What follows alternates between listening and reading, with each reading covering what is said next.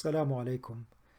Welcome to our sort of little appendix for those with a special interest in Arabic. We will just touch on a very few points here. This will not be a long lecture, but I just wanted to round out some things we had said before, inshallah.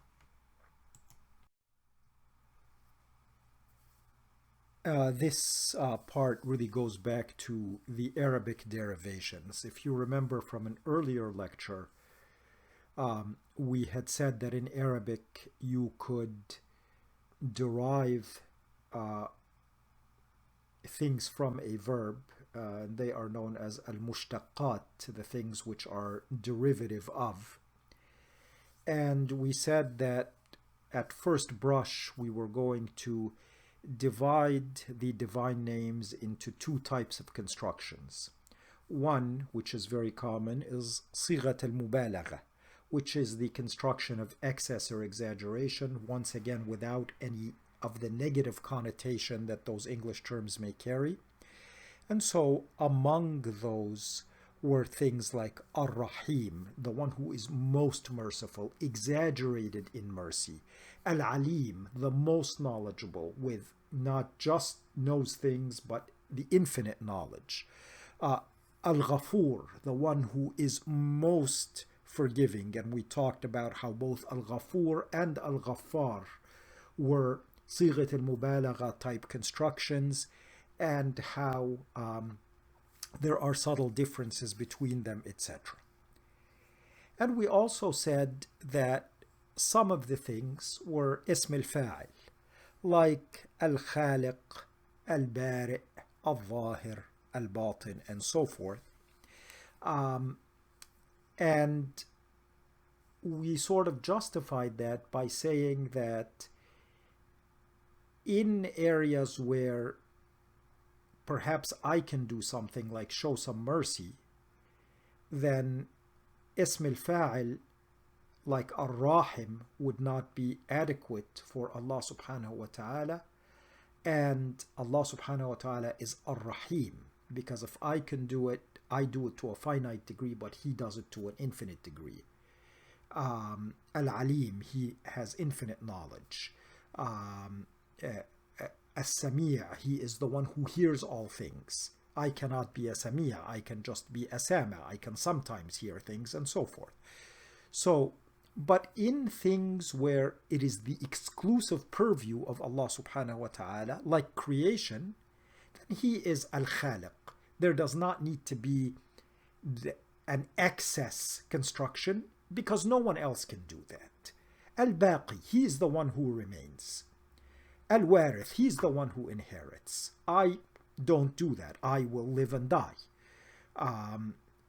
So the things that are the exclusive purview of Allah subhanahu wa ta'ala, we said they have a construction of Ism al-Fa'il.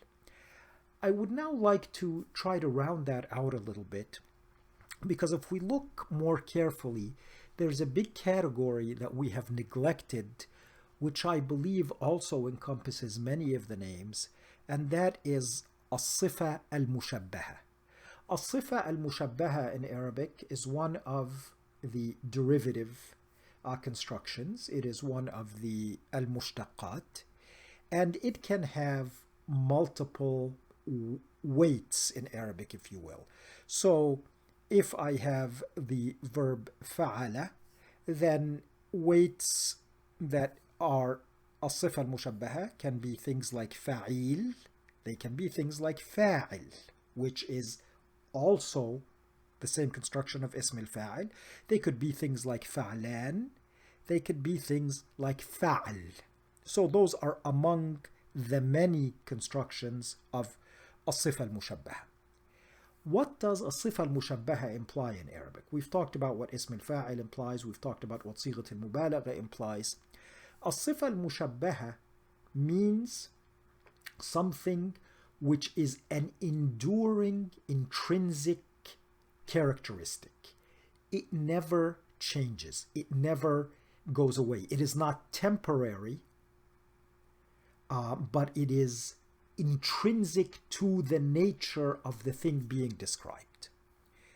So if we take a look at as-sifa al-mushabbaha under the weighting of fa'il, we see that many of the divine names would fall under that. So we could have things like Al-Kabir, right? That is the same weighting as Fa'il. Al-Aziz, Al-Majid, Al-Azim, Al-Kareem, Al-Halim. So you could see that all of those are part of As-Sifa al-Mushabbah. And you may say, well, but that sounds like the same thing as Rahim, because Rahim is also like Fa'il. And there are intricate rules in Arabic as to which things are Sighat al-Mubalagha, which are As-Sifa al-Mushabbaha, and sometimes things can actually be both, to imply both things, both that it is done in a tremendous way and that it is an intrinsic quality.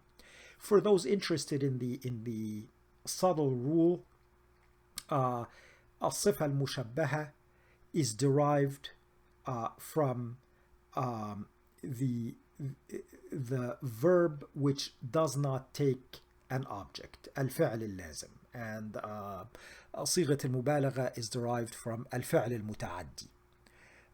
But in any case, it is enough for us in this short appendix to understand that names like Al-Kabir, Al-Aziz, Al-Majid, Al-Azim, Al-Kareem, Al-Halim, all of them under Fa'il, imply that mightiness, magnanimity, generosity, largesse, grandeur are all intrinsic qualities to Allah subhanahu wa ta'ala that are not temporary.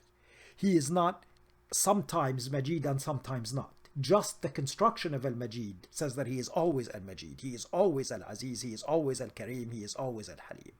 Now let's look at Fa'il. Let's go back to Bari' or Khaliq or Zahir or Batin. These, in my opinion, are not really just Ism al-Fa'il as I had characterized them before. I think, and God knows best, that their construction is actually As-Sifa al-Mushabbaha. That Allah subhanahu wa ta'ala is always the creator. It is an intrinsic quality of the divinity that he creates, and so forth. Under the construction of Fa'al, we could find, for example, the name Adl, right? And that means that justice is an enduring trait, an intrinsic trait of Allah subhanahu wa ta'ala. And finally, let's go to the construction Fa'lan. There are some who might argue that Rahman is As-Sifa al-Mushabbaha because it falls under that same weight of Fa'lan. And again, in the intricacies of Arabic, there would be arguments back and forth because if we want to get technical, Fa'lan is As-Sifa al-Mushabbaha when the mu'annath form, the female form, is Fa'la. So, for example, Atshan is As-Sifa al-Mushabbaha because its female gender form, I know a lot of colloquial Arabic speakers would say, well, if the man is Atshan, the woman is Atshana, but in classical Arabic it is Atsha. So Ghadban and Ghadba, that is how one would do that. And Rahman doesn't quite follow that rule. So some say that Rahman, its construction, is also As-Sifa al-Mushabbaha, that it is an enduring trait, and of course it is an enduring trait. I myself feel that Rahman does not follow precisely the technical rule, and in my opinion, I think that Rahman is a unique construction, and that is why it carries that unique status that Ud'u Allah wa ud'u Rahman, call upon Allah or call upon Ar-Rahman, or وَعِبَادُ الرَّحْمَنِ الَّذِينَ يَمْشُونَ عَلَى الْأَرْضِ هَوْنًا, that the servants of Ar-Rahman, that it is the only one that substitutes for Allah. But in any case, God knows best. But hopefully now that we understand that there is a construction of As-Sifa al-Mushabbaha, and many of the names do indeed fall under that construction, it again enhances our spirituality to understand that its intent in Arabic is that it is an enduring, everlasting, intrinsic quality of Allah subhanahu wa ta'ala. With that, I'd like to end this series then, and I sincerely hope that you have enjoyed it and learned something from it. Of course, we did not cover the 99 names, and even if we covered them all, we would not be able to say enough about them. That really is a lifetime endeavor.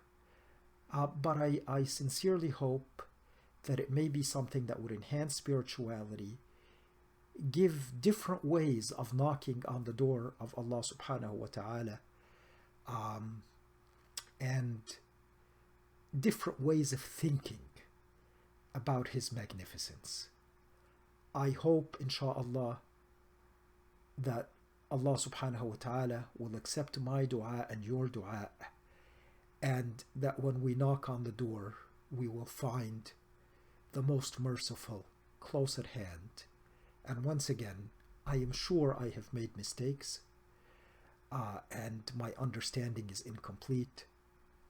I would like you to bear witness for me that I ask Allah subhanahu wa ta'ala to forgive those mistakes, because that is certainly not my intent. And Allah subhanahu wa ta'ala knows best. Assalamu alaikum, and God bless you.